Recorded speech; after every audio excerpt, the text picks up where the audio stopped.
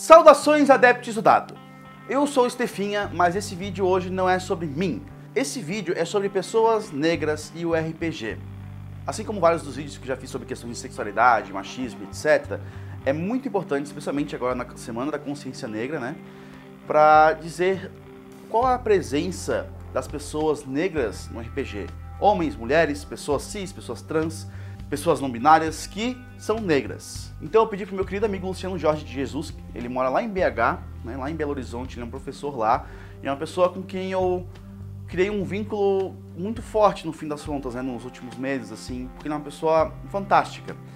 Ele entendia muitas das coisas que eu falava, não importa como eu falasse, me dava um apoio que eu nem sabia que precisava, e eu aprendo muito lendo ele, ouvindo ele, conversando com ele. Ele é uma pessoa muito, muito incrível, e eu acho que seria muito bom que vocês pudessem ouvir o que ele tem a falar sobre isso.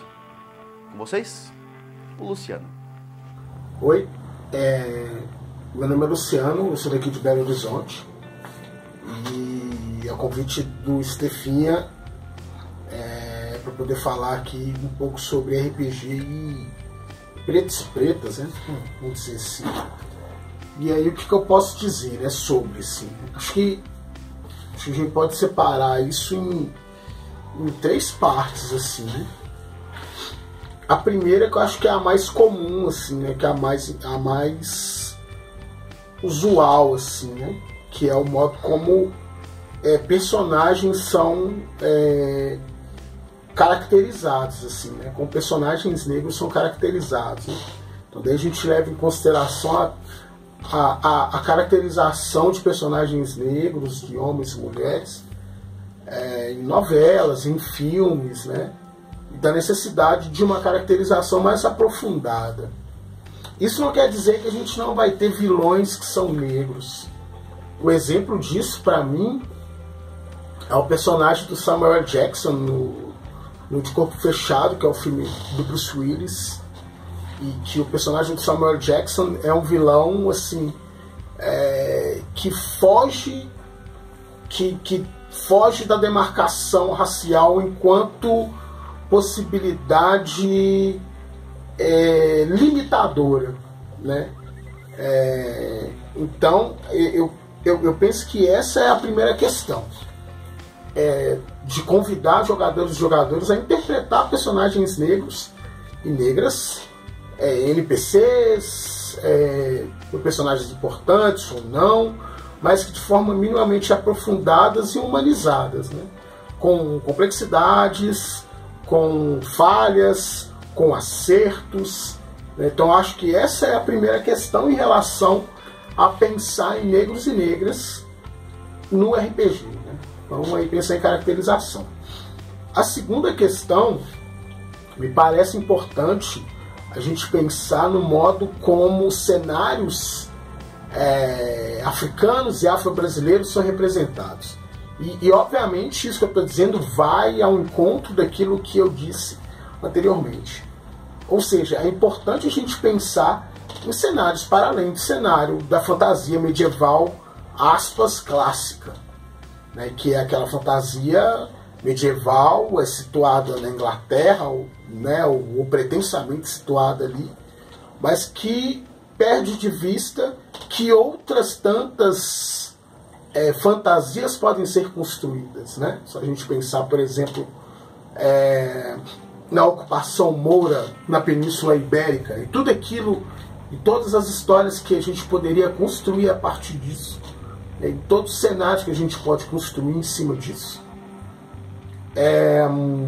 Ou ainda, aquilo que na minha opinião é o mais rico, assim, que é pensar no afrofuturismo, né? Ou seja, tentar levar em consideração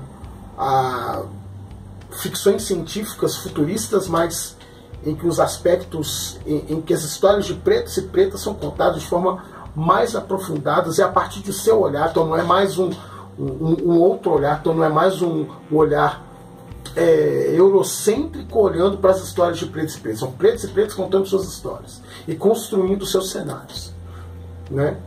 E aí a outra parte que eu acho que também é importante, e aí ela dialoga com as outras duas, que é a necessidade de pretos e pretas escreverem cenários, de pretos e pretas escreverem sistemas, da gente conhecer pretos e pretas que escrevem histórias, que escrevem novos cenários, né? Então a gente levar em consideração, por exemplo, que a Eva Cruz está lá com a Aster, puxando novos jogos, incentivando novas pessoas a jogar, né? Você levar em consideração um cara como o Rafão, que está lá escrevendo jogos, a gente levar em consideração o Alan, que é daqui da Grande BH também, né? que está escrevendo jogos, não são necessariamente jogos que tematizam com temas raciais, mas histórias, de forma ampliada.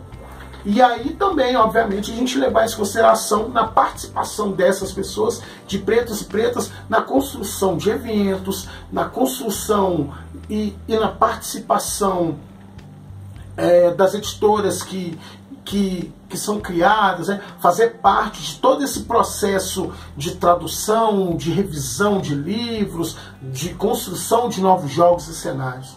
Então, a minha contribuição para esse debate é a gente tentar pensar na participação de pretos e pretas de todos os processos, desde quando a gente está lá montando, construindo, concebendo o personagem, até a construção, elaboração de cenários, de histórias, e finalmente vislumbrar e dar oportunidade para que pretos e pretas escrevam suas próprias histórias, para que pretos e pretas construam seus cenários, que concebam novos cenários, se vão ser racializados ou não, isso é um outro debate, mas acho que passa por aí. Então é isso. Então, como diz esse amigo meu, deixo aqui o meu abraço e beijo, beijo, falou, falou. Essas foram as palavras do Luciano, espero que vocês tenham gostado. Então vamos refletir um pouco sobre as palavras que as pessoas negras nos dizem, seja sobre RPG, coisas que nos divirtam, seja sobre videogames e séries e filmes, coisas que a gente pensa assim, não, só quero me divertir, mas vamos pensar um pouquinho também. É melhor até a gente pensar um pouquinho. E é claro, prestar atenção nas coisas mais tensas que acontecem com as pessoas negras aqui no Brasil. E é isso aí, gente. Beijo, beijo e falou, falou.